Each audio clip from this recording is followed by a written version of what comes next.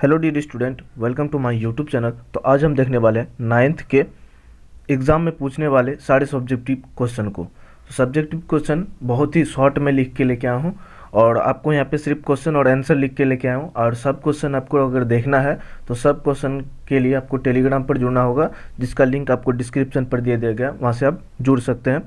तो चलिए वीडियो को लास्ट तक जरूर देखना। सबसे पहला नंबर क्वेश्चन को देखते हैं हम लोग, जहाँ पे है व्युत्पन्न राशियाँ क्या है, इनके दो उदाहरण दे। तो व्युत्पन्न राशियाँ वे राशियाँ हैं जो आधारी राशि के पदों में व्यक्त की जाती है, उसे क्या कहते हैं? व्युत्पन्न राशियाँ कहते हैं। किसको? जो आधारी राशि के पदों में व्यक्त किया जाता है, जैसे क्षेत्रफल, आयतन, बल, कार्य और ऊर्जा। उसके बाद चलते हैं दूसरा नंबर प्रश्न, जहाँ पे बोल रहा है एक समान त्वरण क्या है। तो एक समान त्वरण क्या है? यदि एक गतिशील वस्तु के वेग में समान संयंत्र वाल में समान वेग परिवर्तन घटता या बढ़ता होता है तो वस्तु के त्वरण को एक समान त्वरण कहते हैं। किसको? वस्तु के त्वरण को एक समान त्वरण कहते हैं, घटता या बढ़ता है समान वेग परिवर्तन में। उसके बाद तीसरा नंबर प्रश्न को देखते हैं। ये सारे क्वेश्चन वहाँ पे आपको पूछेंगे। तो देखिए तीसरा नंबर में कह रहा है दूरी और विस्थापन में अंतर करें। तो दूरी और विस्थापन में अंतर करें का आंसर बहुत ही शॉर्ट है। जैसे दूरी एक सदस्य राशि है और विस्थापन, और दूरी एक अदृश्य राशि है, विस्थापन एक सदस्य राशि है। उसके बाद दूसरा है जहाँ पे दूरी सदैव धनात्मक होता है और विस्थापन धनात्मक और ऋणात्मक और शून्य भी हो सकता है। तो ये बहुत ही छोटा आंसर हुआ। उसके बाद है 4 नंबर प्रश्न, जहाँ पे बोल रहा है जड़त्व और द्रव्यमान के संबंध को स्पष्ट करें। तो देखिए इसका बहुत ही शॉर्ट आंसर है, जहाँ पे है जिस वस्तु का द्रव्यमान अधिक होता है उसका जड़त्व भी अधिक होता है। इससे हम कह सकते हैं कि वस्तु का द्रव्यमान और उसके जड़त्व की माप होता है। क्या होता है? माप होता है।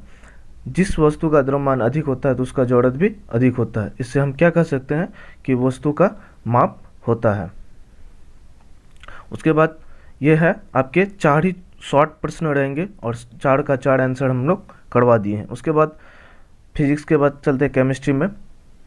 इसमें सिर्फ शॉर्ट क्वेश्चन को देखेंगे, 2 नंबर वाला, जहाँ पे है 13 नंबर में आपको पूछेगा स्याही में उपस्थित रंगों को कैसे पृथक किया जाता है।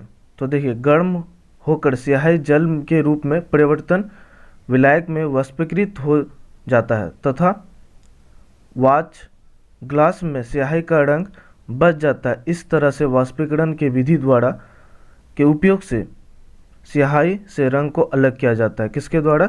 वाष्पीकरण के विधि द्वारा स्याही से रंग को अलग किया जाता है। ये सारे शॉर्ट क्वेश्चन है। ये पूरा नंबर आपको यहाँ पे लिख दिया हूँ, जो पूरा एकदम आग मुंह बंद करके आप लोग को नंबर डालना है और आंसर लिखना है। उसके बाद है 17 नंबर, जहाँ पे बोल रहा है मिट्टी का अपवर्तन रोकने का उपाय क्या है। तो देखिए ढाल वाली भूमि पर समोच्च रेखा के समांतर हल चलाने से ढाल के साथ जल के बहाव की गति भी कम होती है। इससे अपवर्तन की क्रिया कम हो जाती है। किससे? देखिए ढाल वाली भूमि पर समोच्च रेखा के समांतर हल चलाने से ढाल के साथ जल के बहाव की गति भी कम हो जाती है। इससे अपवर्तन की क्रिया कम होती है। यह बहुत ही ईजी है, एकदम याद कर लीजिए आप लोग। उसके बाद है 18 नंबर, जल प्रदूषण की परिभाषा क्या है। जल प्रदूषण की परिभाषा क्या है? तो जल के भौतिक, रासायनिक और जैविक कारकों में होने वाली अनुचित क्रिया या हानिकारक परिवर्तन को जल प्रदूषण कहते हैं। किसको?